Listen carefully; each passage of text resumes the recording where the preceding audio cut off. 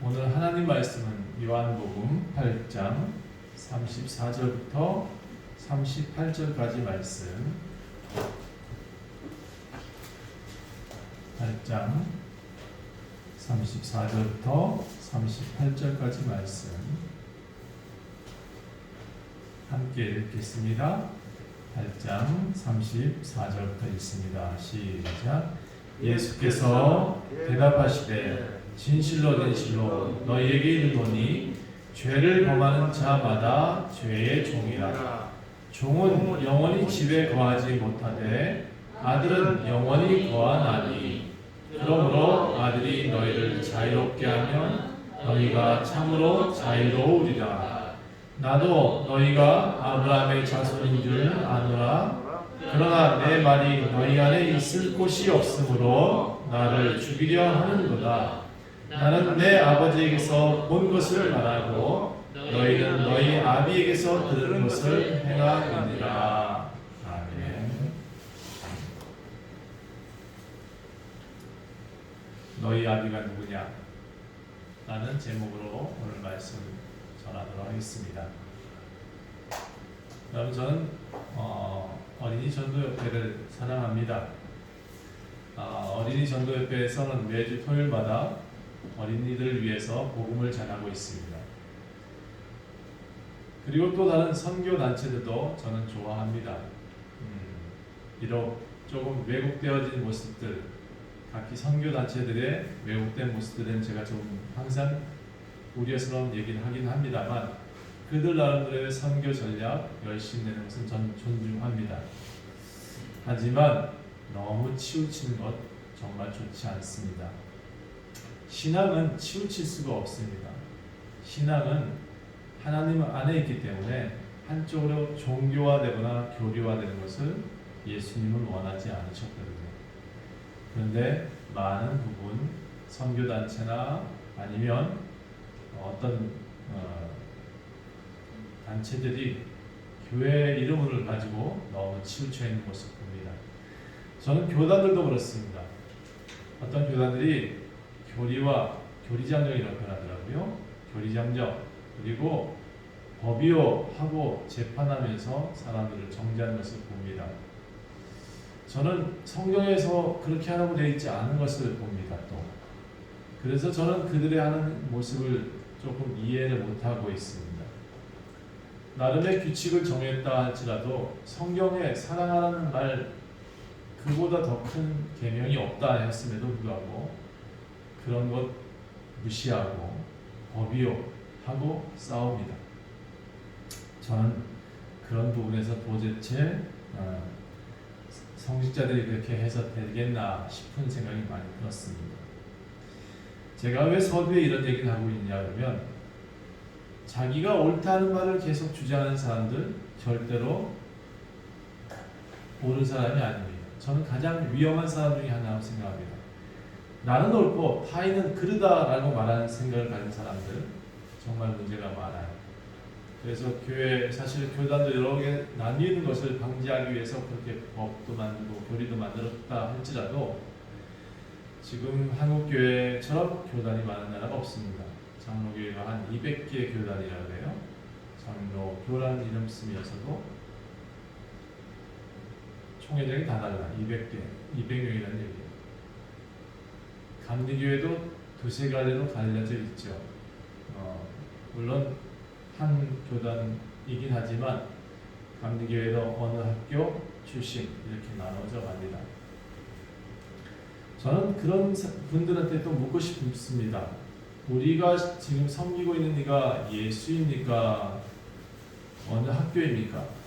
라고 묻는 거죠. 저는 그리스도의 교회라는 명칭을 좋아합니다. 근데 그리스도의 교회조차도 그리스도의 교회라는 예수를 따르는 교회가 아닌 어떤 정책을 따라오지 않는 이는 배제시키고, 어떤 이들은 좋아하고 어떤 이들은 싫어하는 모습들을 보면서 저는 정치적인 색깔을 안 가지려고 잘 안 갑니다. 그들과 어울리면 또 나도 똑같은 한 부류가 될 것 같은 생각이 들기 때문에. 물론 교회를 보호해야겠다, 교단을 지켜야 된다 이런 말들을 하면서 주장을 하지만 다시 묻지요. 우리는 누구를 믿고 있는지, 누구를 섬기고 있는지. 제가 이런 얘기를 하게 되면 우리 교단 어르신들이 또 화내실지도 모르겠는데, 우리는 예수를 믿어야 됩니다. 예수를 따라야 됩니다. 예수의 교회가 돼야 됩니다. 그래야 하나가 되지요. 그래야 하나가 되는데 다른 말을 하는 것조차도 용납하라 라고 하니 용납이 안 됩니다. 저는 잘. 자, 나는 옳고 타인은 그르다는 생각들을 가지는 사람들, 저는 가장 위험한 사람이라고 표현하고 싶습니다. 타인의 생각을 들을 줄 알고 타인의 말을 끝까지 기다려줄 줄 아는 사람들, 그런 사람의 말의 태도를 배우셔야 됩니다. 이것은 공부를 많이 했다고 되는 게 아니더라고요. 여러분, 가장 기본적인 생각이 아닐까 싶어요. 타인의 말도 틀리지 않았다라고 하는 대화법을 좀 배웠으면 좋겠습니다. 타인을 무조건 굴복시켜야겠다 하면서 말을 꺼내는 그런 의도에서 꺼내는 것 자체가 문제입니다. 바리새인들의 질문들이 제가 보기에는 가끔 틀린 말이 없습니다. 예수님, 그게 옳은 거예요? 라고 묻는 질문들 나쁘지 않죠. 그런데 그 의도가 다르죠. 어떤 사람은 정말 하나님의 뜻을 알고 싶어서 그게 무슨 뜻인가요? 묻는 그 질문에는 예수님이 하나님 나라는 이런 거야 라고 들에 나는 꽃을 보라, 또 양을 보라, 벼 이삭을 보라, 저기 물고기를 보라, 이렇게 하나님 나라를 가르쳐 줄 때는 아주 상세하게 가르쳐 주십니다. 같은 물음이라도 의도가 다르면, 이게 무슨 뜻이에요? 라고 묻는 그 의도가 다르면 예수님은 독사의 자식들아 라고 얘기를 하신다는 거죠. 여러분, 오늘 말 잘하는 팁을 먼저 하나 가르쳐 드리겠습니다. 여러분, 항상 마이크가 앞에 있다고 생각하십시오. 그리고 카메라가 나를 찍고 있다고 생각하시고 매사에 신중하게 말을 하고 서로 앞에 대화하는 사람이 한 사람이 아닌 100사람이 내 말을 듣고 있다라고 생각하고 그런 말을 하는 습관을 들이시면 좋겠습니다. 절대로 급하게 말을 하지 않고 천천히 말을 하셔야 돼요. 말의 전달이 분명해질 수 있습니다. 그리고 많은 분들한테 전달해야 되니까 정확한 발음을 하겠죠? 정확한 전달을 할 수 있도록 노력하셔야 됩니다. 그런데 말을 하면서 저는 지는 사람들 참 많이 봅니다. 분명히 맞는 말인데 뒤에 가서 꼭 져요. 제가 제 아내하고 말을 하면 제가 항상 집니다. 왜냐하면 제가 아무리 옳아도 제 와이프한테는 절대로 안 옳거든요. 예, 제 아내가 갑입니다. 저한테. 말을 많이 하면 할수록 기분 나빠지게 하는 사람들이 있습니다. 이런 분들은 이제 입을 좀 먼저 막고 듣는 연습을 좀 하셨으면 좋겠습니다. 오늘 제가 앞에서 말 잘하는 팁을 먼저 말씀드렸는데 그 이유가 있습니다. 오늘 예수님과의 대화 가운데 예수님이 비교적 거칠게 대화를 하십니다. 마치 유대인들에게 싸움을 하듯이 대화를 하셔요. 저는 사실 이게 글로 나타나서 그렇지 거의 싸움이었다라고 보는 입장입니다. 6장, 7장, 8장, 9장까지 이제 7, 8, 9가 이 유대인들과 예수님이 하나님 나라에 대한 얘기를 하면서 당신이 하나님의 자녀다, 아들이라고 표현하면서 너네들은 그렇지 않다라고 또 얘기를 하십니다. 거의 싸운다고 표현해야 될 거예요. 그러면서 중간중간 예화를 들어서 우리한테 더 분명한 설명을 하고 있습니다. 여러분, 그래서 예화만 가지고 설명할 수가 없습니다. 문맥을 보면서 그 예화가 왜 들어가는지를 좀 보면 조금 더 이해가 더 쉽다라고 저는 생각합니다. 여러분, 대부분 예화를 얘기하실 때는 예수님이 보충 설명의 내용과 많이 닮아 있습니다. 그러니까 무슨 얘기를 하고 싶은데 조금 더 이해를 했으면 좋겠다라고 생각해서 예화를 드는 경우가 많았다는 거죠. 자, 여러분, 지금 성경을 읽고 있어서 성도님들이 잘 이해가 안 될 수 있는데 오늘 집에 가셔서 7장, 8장, 9장을 꼭 읽어보셨으면 좋겠습니다. 하나로 보시고 예수님과 제자들과의 예수님과 바리새인들과의 대화다라고 생각하시고 그걸 통으로 읽으셔야 됩니다. 따로따로 생각하지 마시고 하나의 이야기다라고 생각하시고 한번 읽어보셨으면 좋겠습니다. 지난주에 저는 예수님이 바리새인들이 가늠하다가 잡힌 여인을 끌고 온 것을 봤습니다. 광장에서 이 여인을 두고 이렇게 말하죠. 모세의 율법은 이 여인을 죽이라 그랬다. 너는 어떻게 할래?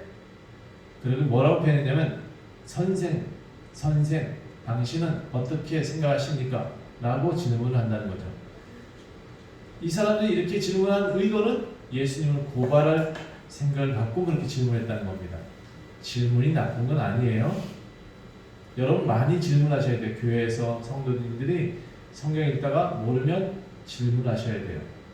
그리고 이게 무슨 뜻입니까? 라고 물어보셔야 돼요. 그래야 하나님 나라를 정확히 알 수 있으니까. 그런데 이 바리새인들은 어떤 질문을 했냐면 예수님을 고소해야겠다. 어떻게 잡아 죽일까를 연구하는 질문을 합니다. 같은 말이라도 같은 말이 아니었다는 얘기죠. 그리고 예수님은 그 여인을 죽였나요? 살렸나요? 네, 그 여인을 살렸어요. 왜 살렸을까요? 아니, 돌로 친 사람이 없으니까 살리지, 그렇죠? 그날 뭐라 그러셨죠? 죄 없는 자가 먼저 돌로 치라 라고 했습니다.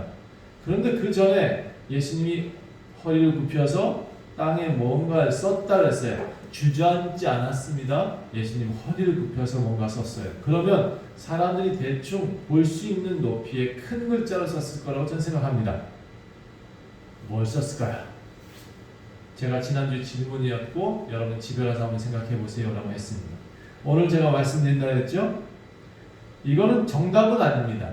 정답은 아닌데 예수님이 뭐라 쓰셨냐 그러면 저는 땅에다가 바리새인의 이름을 썼을 것이라고 생각합니다. 그 여인을 끌고 온 사람의 이름부터 쓰고 너는 언제 누구랑 간음하였다라고 썼을 것이라고 생각합니다. 또 사두개인 같이 끌고 온 또 사람이 있을 거 아니에요? 그 사람이 딱 쳐다보니까 언제 누구랑 죄를 지었다라고 쓰여져 있었습니다. 자, 그런데 돌든 사람들은 다 글자가 보였을 겁니다. 뭐라고 했냐면 자기 이름과 함께 자기가 지은 죄가 보였을 겁니다. 자, 예수님은 한 글자 한 글자만 썼을지도 모릅니다. 근데 서서 본 사람들은 자기 이름을 봅니다. 그리고 자기 죄가 대표적인 죄가 기록되어져 있는 것을 봅니다. 저는 예수님이 많은 사람한테 동시에 나타날 수 있는 분이라고 믿습니다. 그리고 한 글자를 썼는데 동시에 많은 사람들이 입체적으로 그 글자를 봤다고 생각합니다. 물론 기적일 수도 있겠습니다. 그런데 저는 그 글자를 본 사람들이 돌을 놓고 갔다고 생각합니다. 자기 이름을 썼고 거기에 자기 죄가 기록되어 있었다는 것이죠. 그러니 죄 없는 자가 돌로 치라라고 했을 때 돌을 놓을 수밖에 없었을 것이라고 저는 생각하는 것입니다. 물론 저의 답은 정답이 아닙니다. 제가 나름 그 장면을 계속 골똘하게 생각하니까 저에게 주시는 그런 하나의 멘트였을 뿐이지 여러분이 골똘하게 생각해 보십시오. 뭔가 다른 이야기를 주셨을 것입니다. 사실 여러분이 주중에 그런 이야기들을 저한테 문자로 좀 남겨주시면 좋겠습니다. 성경을 좀 더 자세히 보고 그 내용이 무슨 뜻인지를 서로 의논하고 서로 나눠주시는 그런 일들이 많아졌으면 좋겠습니다. 32절 보시면 오늘 이 말을 하게 된 배경이 나옵니다. 이게 아주 핵심적인 구절인데요. 8장 32절 보세요. 진리를 알지니 진리가 너희를 자유롭게 하리라. 제가 항상 새로운 이들을 만날 때마다 예수는 진리입니다. 길이요 진리요 생명이다 라고 말씀하셨습니다. 그래서 진리를 알게 되면 진리가 너희를 자유롭게 한다고 하셨습니다. 이 진리가 뭘까요? 당신이 걸어야 될 길이 뭔죠? 저는 묻습니다. 여러분, 이 진리를 알게 되면 자유롭게 되어진다라고 표현하고 있습니다. 이단은 이 진리를 뭐라고 표현하는지 아십니까? 신천지 대부분 다 열심히 성경을 꿰어 맞추는 것을 알았을 때 진리다 한다고 표현하고 있습니다. 예. 근데 콩을 팥이라 그러는데도 진리라 그러니 그게 맞는 말은 아닙니다. 그렇죠? 예. 그것을 자기들이 이해했다라고 표현하는데 뭘로 이해했냐 그러면 지옥 가는 길을 이해한 겁니다. 그렇게 성경을 꿰어 맞추면 지옥을 갈 수 있습니다. 자, 예수님이 유대인들에게 먼저 말을 이렇게 표현하십니다. 내 말에 거하라 라는 표현을 쓰셨어요. 내 말에 거하라. 여러분 이게 무슨 뜻일까요? 내 말에 거하면 31절에 보니까 이렇게 표현해요. 너희가 내 말에 거하면 참으로 내 제자가 되고 진리를 알지니 진리가 너희를 자유롭게 할 것이다. 거한다는 게 뭐죠? 이게 한자잖아요. 내 말에 머물면, 그죠? 또 우리나라 말로 내 말에 들어가면, 내 말을 이해하면 이라는 뜻이겠죠? 내 말을 정확히 알아들었더라면 진리가 너희를 자유롭게 한다는 얘기예요. 예수님을 믿는다는 것은 곧 그의 말 안에 들어간다는 얘기입니다. 우리가 그의 말 안에 들어가 있을 때 우리는 신뢰가 생기고 그의 음성을 들을 수 있고 그리고 그 음성을 듣겠다는 기본 생각이 있어야 믿음이 생긴단 말이에요. 믿음은 그래서 들음에서 난다라고 성경은 말하고 있습니다. 믿음은 들어야 돼요. 들을 수 있는 귀가 있어야 돼요. 듣겠다는 마음이 있어야 돼요. 그래야 믿음이 생겨요. 그 믿음이 또 우리에게 역사해서 우리를 천국으로까지 인도한다라고 되어져 있습니다. 그래서 들을 수 있는 사람이 참 복된 사람입니다. 여러분 이렇게 예수님의 말을 기본적으로 듣겠다는 자세가 있는 사람이라야 비로소 제자가 될 수 있습니다. 선생님이 학교에서 선생님 말을 듣지 않는 아이가 있습니다. 그러면 이 아이가 제대로 공부를 잘 할 수 있을까요? 우리 아이들한테 물어볼까요? 선생님 말 절대 안 듣는 아이들 공부 잘 하던가요? 네, 아니라고 도리도리 하네요. 열심히 그의 말을 듣겠다는 마음을 갖지 않으면 학문도 제대로 익힐 수 없는 것처럼 우리가 그의 말을 듣겠다, 예수의 말을 듣겠다는 말을 생각하지 않으면 그의 믿음이 우리한테 전달될 수가 없습니다. 그래서 예수님은 내 말에 거하면 진리를 알게 된다. 진리는 너희를 자유롭게 한다라고 표현하고 있는 것입니다. 이 자유를 이야기하시면서 지금 유대인들은 싸워보자 나와 있거든요. 어떻게든 싸워보겠다고 나와 있는데 예수님은 이렇게 표현합니다. 너네들은 지금 종이다. 좀 자극적인 말을 시작하셔요. 너네들은 지금 사람이 아니다 라는 얘기입니다. 종이야, 종. 가뜩이나 예수님과 싸우자 하는 말로 이제 유대인들은 말도 안 되는 말로 자꾸 또 이어갑니다. 이 유대인들이요, 너네들 종이다 이렇게 표현했더니 아니 우리가 아브라함의 자손이거든, 우리는 한 번도 종된 사람이 아니야 라고 반발을 합니다. 그리고 언제 우리가 자유롭게 만들어? 우리 자유로운 사람이야 라고 얘기를 합니다.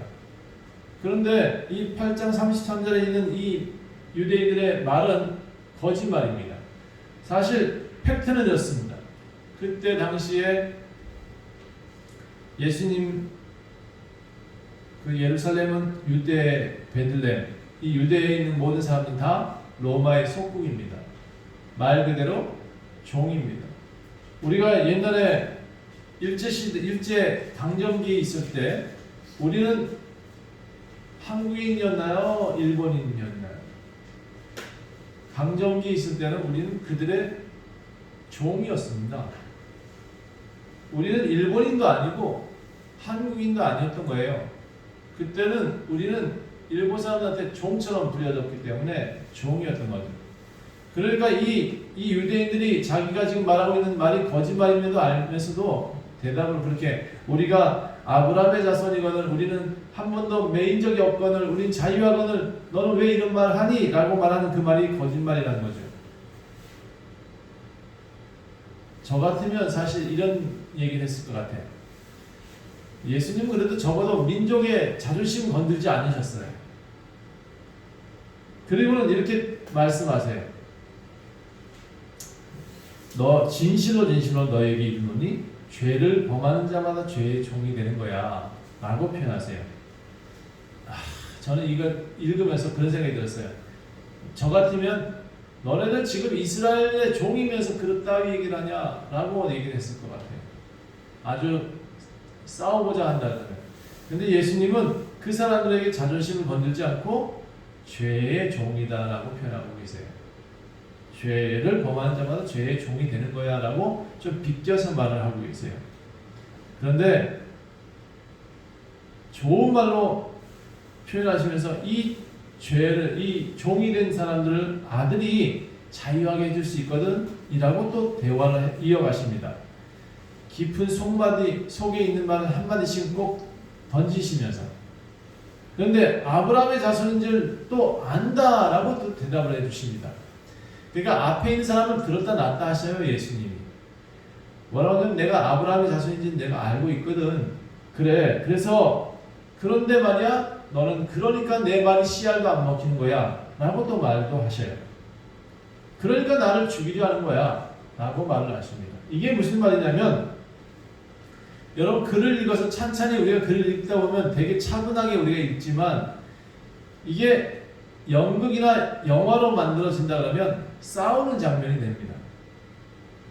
예수님은 은근하게 돌려서 싸우고 이 유대인들은 예수님을 죽자 싸우고 그런 싸우는 장면이 모습인 거죠. 자, 예수님은 그런데 평정심을 유지하면서 이렇게 고차원적인 욕을 하고 계십니다. 뭐라고 했냐? 그래, 나는 내가 본 것을 말하고 있고 나는 하늘에서 내려왔으니까 내가 하늘에 있는 것을 보았으니까 내가 본 얘기를 하는 거고, 너희는 너희 아비 아브라함에서 들은 것을 행하려 하니까 우리가 부딪히는 거다.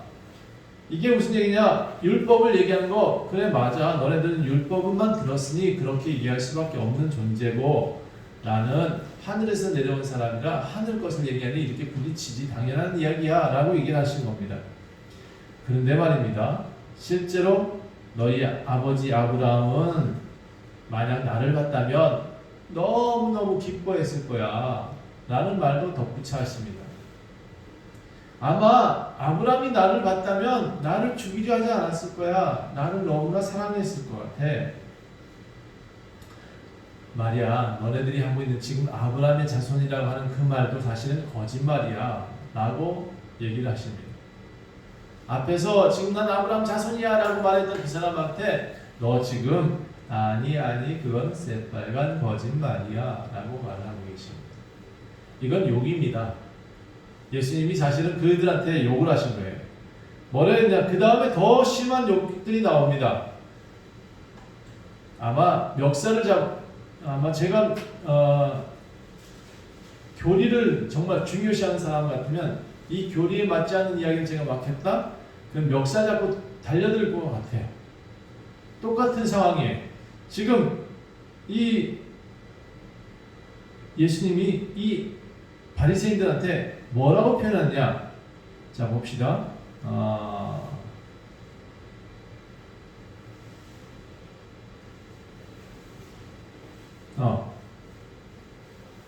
네, 44절 볼까요?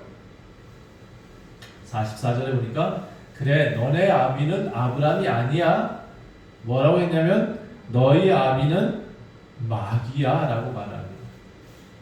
그러니까 너네들이 이런 일을 행하는 거야. 너희 아비는 마귀야. 너희가 마귀에서 났으니까 너희 아비의 욕심대로 너희 사람을 자꾸 죽이려고 하는 거야 라고 얘기를 하십니다. 그러니까 너네들은 처음부터 살인자고 처음부터 진리가 없고 진리에 서지 못하고 거짓말을 하는 거야. 마치 제 것인 양 말하는데 처음부터 거짓말하는 거짓말에 아비를 두었기 때문에 너희들이 거짓말하고 있는 거야 라고 말을 해요. 내가 아무리 진리를 말을 한다 해도 너네들이 믿지 않는 거야 라고 말을 하는 거예요. 이게 예수님이 하고 싶었던 말인데 꼭 참다가 마지막 한 번에 탁 터뜨려 버렸어요. 그리고는 돌로 막 던지려고 하니까 도망가요. 예수님. 여러분, 저는 그동안에 교회를 목회하면서 많은 사람들을 만났습니다. 그 중에는 정말로 예수님을 사랑하는 사람을 봤어요. 교회 예수님의 음성을 듣고자 나온 사람을 만났어요. 또 어떤 분은 옷은 이쁘게 입고 나오는데 사람을 만나러 오더라고요. 사람이 없으니까 가요. 옷 이쁘게 입고 나온 다음에 몇 주가 나오다가 안 보여요. 이 사람들은 사람을 만나려고 나온 거예요. 누가 진정한 교회의 주인이 될까 생각해보면 누가 진짜 믿음이 잘하는가 라고 보아지면 옷을 잘 입고 나왔다고 해서 교회 주인 되지는 않더라고요. 다시 말해서 장사하기 위해서 나온 사람들은 절대로 교회 주인이 될 수 없어요. 그리고 어느 날부터가 떠내려가듯이 떠내려가버려요. 저는 여러분이 교회에 나오는 목적이 예수님의 음성을 듣고 영생하기를 위해서 나온다라고 되어지기를 원합니다. 저는 일주일에 지금 대부분을 강의하면서 한 일주일에 3일 정도를 내보는 저녁 때나 아침이나 강의를 하고 있는데 그럼에도 알아듣는 사람이 있어요. 제가 있으니까 신앙으로 받아들이는 사람이 있고 어떤 사람은 저를 장사의 도구로 받아들입니다. 대화법이 달라요. 생각하는 말이 달라요. 저한테 표현하는 말 자체가 달라요. 목적이 다른 사람은 오래 갈 수가 없습니다. 저와 목적이 같으면 오래 갈 수 있어요. 자신의 유익만 찾으면 결코 지속적일 수가 없어요. 대화 방법도 마찬가지예요. 내가 유익하기 위한 대화를 자꾸 하려고 하면 내 의도대로 끌고 가려면 그 사람들과 반발밖에 안 되는 거죠. 자, 예수님한테서 배우십시오. 그들의 자존심은 살리면서 그들의 잘못된 건 또 꼬집어 가면서 그러나 생각하게 하는 말을 자꾸 내뱉는 거 좋습니다. 그것이 상대방으로 바른 길을 갈 수 있도록 돕는 지름길이기 때문에 그렇습니다. 47절 보니까 예수님은 말씀하시기를 하나님께 속한 자는 하나님 말씀을 듣게 된다. 너희가 듣지 않는 이유는 팩트는 하나님께 속하지 아니하였기 때문에다 라고 말씀하고 있습니다. 하나님 음성 듣는 사람은 하나님께 속했기 때문에 듣습니다. 들립니다. 그 사람은 듣지 말라고 귀를 막아도 들립니다. 하나님께 속해 있기 때문에. 그런데 하나님께 속하지 않은 사람은 아무리 좋은 말을 해도 주일날 아멘 하고 집에 갔는데 집에 가서 노멘 합니다. 집에 가서 싸워요. 여기서는 은혜 받았다고 손잡고 목사님한테 감사하다고 해놓고 집에 가서 노멘 하는 사람들이 참 많더라고요. 저는 이것이 왜 그런 일이 자꾸 생기나 라고 봤더니 진짜 하나님의 음성을 듣고 하나님 제자 되고 나오는 사람이 많지 않다는 거죠. 이렇게 대화를 하다 보니까 이 유대인들이 말이 몰려요. 예수님과 안 되겠거든. 그랬더니 예수님은 뭐라 표현하냐면 너 귀신 들렸다? 라고 표현합니다. 예수님한테. 정신병자로 몰아가려고. 그랬더니 예수님이 그래 뭐 오직 내 아버지를 공경하니 이런 말을 할 수 있는 거야. 내가 귀신 들린 게 아니라 나는 하나님을 공경하니까 이런 말을 할 수 있는 거지 귀신 들린 건 아닌 것 같은데 또 이런 식으로 대답을 해주세요. 너희가 나를 너무 무시하는 것 같아. 예수님 또 이렇게 표현하시는 거예요. 나는 내 영광을 구하지 아니했어. 나는 하나님의 영광을 구하는 거야. 그래서 내 말이 진리고 너네들 말은 거짓말인 거야. 왜? 너네들은 너희 유익을 위해서 말을 하잖아. 나는 내 유익을 위해서 말을 한 적이 없어. 그러니까 내가 진리야 라고 표현하고 계십니다. 여러분 진짜 좋은 말이라도 내 생각들을 막 집어넣고 강요해서 내 생각을 따라와 하는 순간 거짓말입니다. 그런데 빨리 화해시키거나 빨리 싸움을 정리할 수 있는 방법이 있습니다. 부부싸움을 한다. 이게 저도 잘 안 되긴 하는데 부부싸움을 할 때 사실만 갖고 얘기를 하십시오. 팩트. 이래서 당신이 잘못한 겁니다. 라고 얘기를 하셔야 돼요.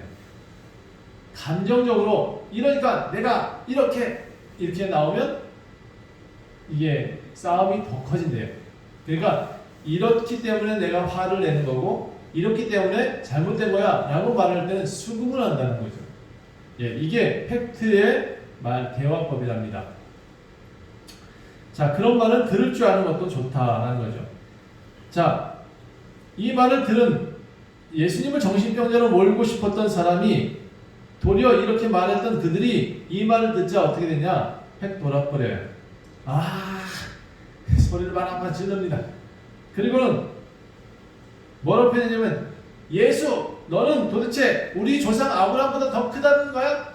더 큰 존재라는 거야? 응? 우리 선지자도 다 죽었는데 그럼 넌 누구야? 너 도대체 이렇게 대화를 하고 있습니다. 그러니까 이미 지는 사람들이 얘네들은 씩씩대면서 아무 말이나 막 해댑니다. 유대인들은 예수님 앞에 백전백패입니다. 그들은요 예수님으로부터 이제 더 충격적인 말을 듣게 돼요. 내가 하나님의 아들이야. 그 말을 들으니까 앉아있던 사람들이 앉아있지 못하고 벌떡벌떡 뛰어 올라갑니다. 그리고는 돌을 어떻게 찾으려고 난리를 칩니다. 눈이 완전히 돌아가 버려요. 사람들이 앉아서. 예수님은 하나님을 알고 말하니 참되고 너희는 하나님을 알지 못하니까 짓거리는 거니까 너희들 거짓말쟁이야. 이렇게 사실은 성경에 그렇게 표현되어 있진 않아요. 근데 제가 그렇게 표현했어요. 더 충격적인 것은 아브라함은 예수님을 보고 즐거워한다. 그런데 당신은 아브라함 태어나기 전에 붙어 있었다. 진짜 이 유대인들이 머리가 확 돌아버려요. 그리고는 예수님을 잡으려고 해요. 하나님의 아들이라 하지 않느냐? 아브라함보다 더 먼저 태어났다 그러지 않느냐? 그러니까 유대인들이 자기가 섬기고 있던 아브라함의 말보다 더 앞선 말이라 그러니 씩씩댈 수밖에요. 예수님한테 막 달려들려 하는데 예수님은 잡힐 때가 안 됐어요. 그래서 사람들 틈 속으로 슥슥슥슥 잘도 빠져나가셨습니다. 자, 그런 다음에 기록된 것이 9장입니다. 이건 예화이기도 하면서 여러분이 이해 쉽게 하기 위해서 쓰여진 어떤 사건입니다.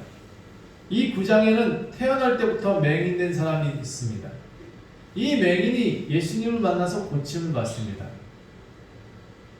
당시에 큰 병이 이제 낫게 되면 의사가 판단하는 것이 아니라 바리새인들한테 대제사장한테 가서 보여줘라 그렇게 표현합니다. 그리고 그들의 판결을 받아요.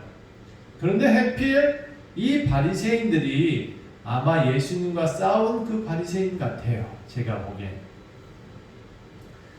예수님을 죽이려 했던 그 바리새인들.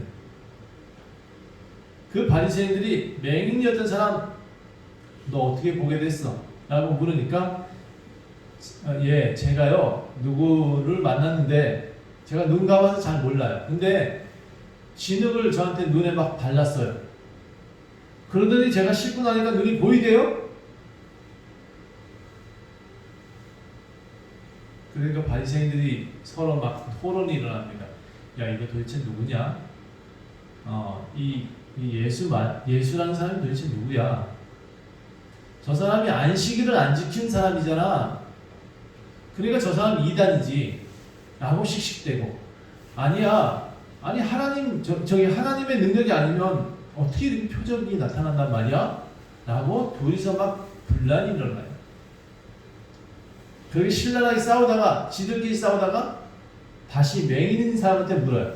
아니 여러분 생각해 보세요. 평생 글도 모르는 사람이 평생 글도 못 읽었던 사람한테 이 머리 좋다는 사람이 열심히 싸우다가 맹인한테 물어요. 예, 너 그 사람 도대체 누구냐? 라고 묻습니다.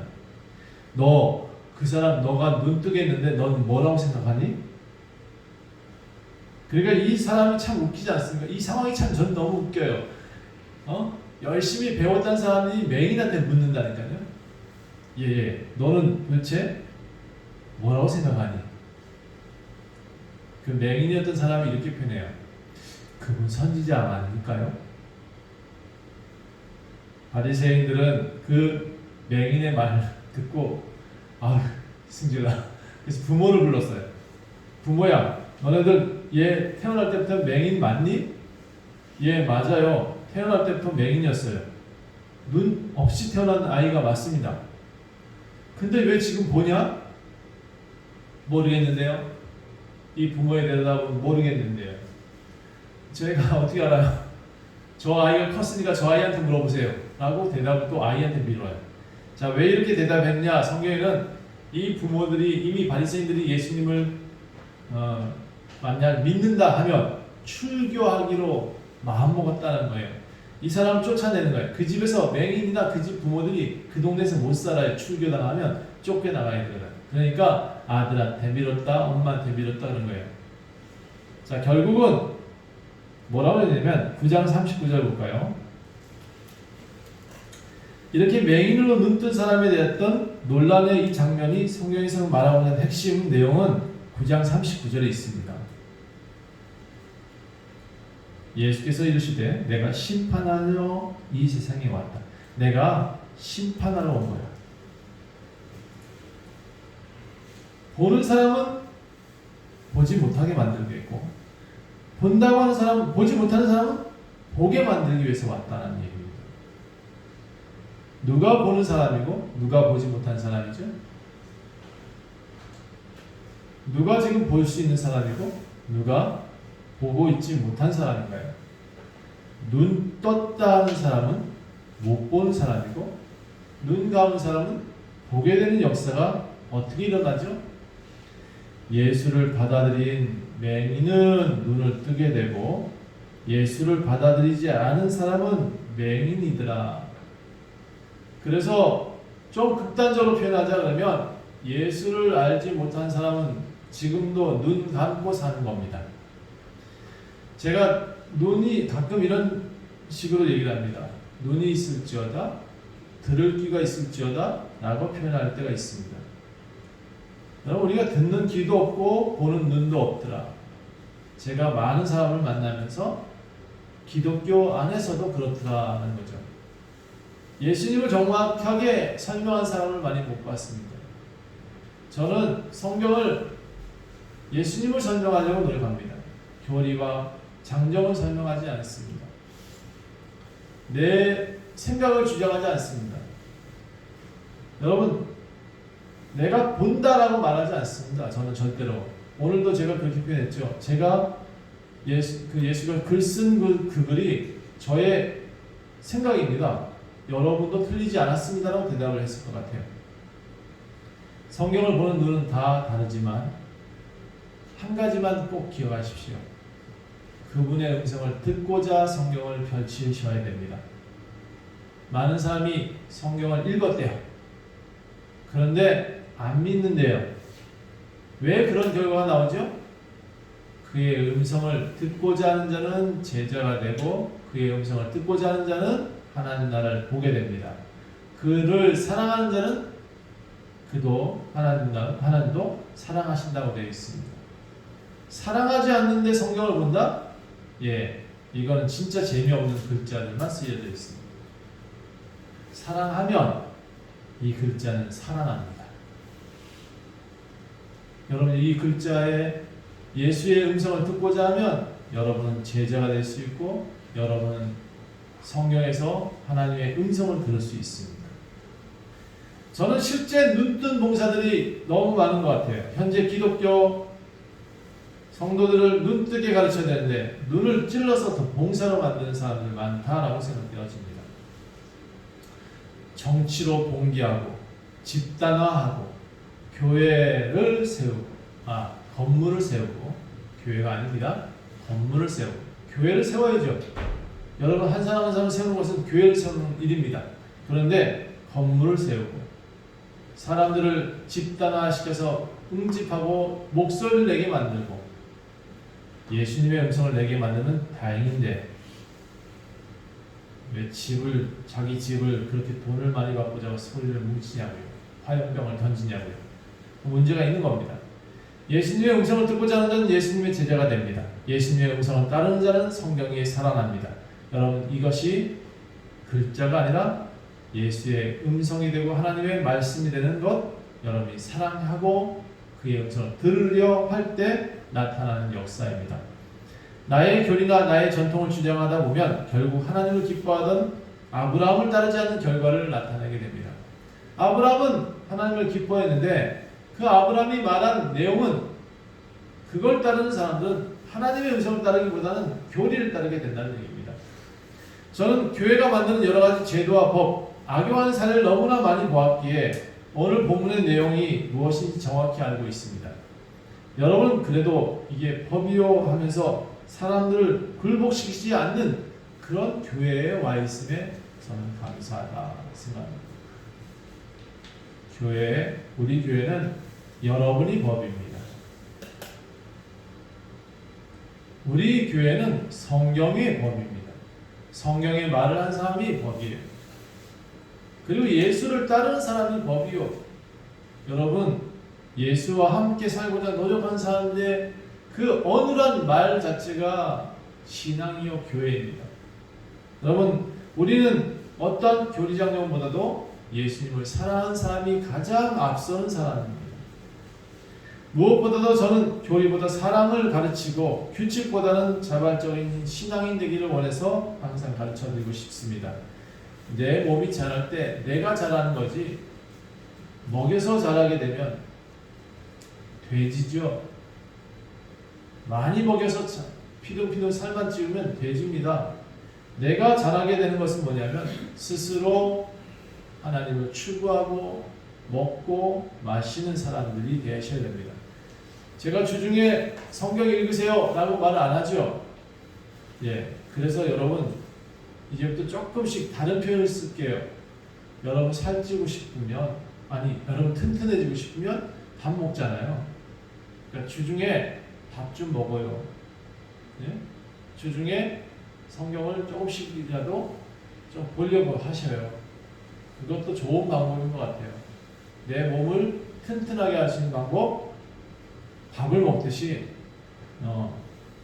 이거 너무 한쪽에 또 치우치면 안 돼요. 편식하지 말고 골고루 좀 먹는 연습을 좀 해보셨으면 좋겠습니다. 자, 그것이 진리이며 이 진리를 알면 자유케 된다라고 했습니다. 여러분 매일같이 저도 할 수 있어요. 겨울철이니까 다 나오셔서 성경 오늘부터 1장부터 몇 장까지 읽고 집에 가세요. 이렇게 할 수 있는데 그게 과연 옳은지 잘 모르겠어요. 어떤 교회는 지금 코로나 시대도 아침 10시부터 11시까지 누가 나와서 성경 읽고 가고 12시부터 누군 1시까지 읽고 가고 이렇게 하고 있다 그래요. 잘하는 건지 잘 못하는 건지 잘 모르겠는데 저는 강제로 이렇게 사려주듯이 못하겠어요. 그러니까 여러분이 제가 하는 얘기를 정확히 아시니까 하루에 한 장씩이라도 좀 읽는 연습해보자 라는 생각을 가지시고 해보셨으면 좋겠습니다. 여러분 진리라는 진리가 자유롭게 되어지는 거예요. 종의 매인 생활이 되어지면 종 생활밖에 못하는 거예요. 아들이 되면 아들의 노릇을 하셔야 돼요. 자유가 있고 책임이 있고 더욱 신앙이 든든하게 되어질 수 있는 그런 믿음의 사람이 다 되시기를 간절히 축원합니다. 기도하겠습니다. 하나님, 우리는 자유자입니다. 우리는 아들입니다. 우리는 예수의 음성을 듣고자 하는 사람들이 모였습니다. 우리는 영생의 말씀이 주께 있사오니 우리가 어디로 가오리까 라고 하는 이들만 교회에 있습니다. 하나님, 먼저 좋은 교회에 모이는 이들은 아버지를 정확히 아는 사람들입니다. 아버지가 하나님이 또 이 땅에 오신 것을 정확히 믿는 사람들입니다. 그 음성을 듣고 믿음을 굳건하게 하고 그 믿음으로 자유롭게 되어지며 제자가 되고 아들이 되는 귀한 삶을 살게 하옵소서. 감사드리며 예수 그리스도의 이름으로 간절히 기도합니다. 아멘.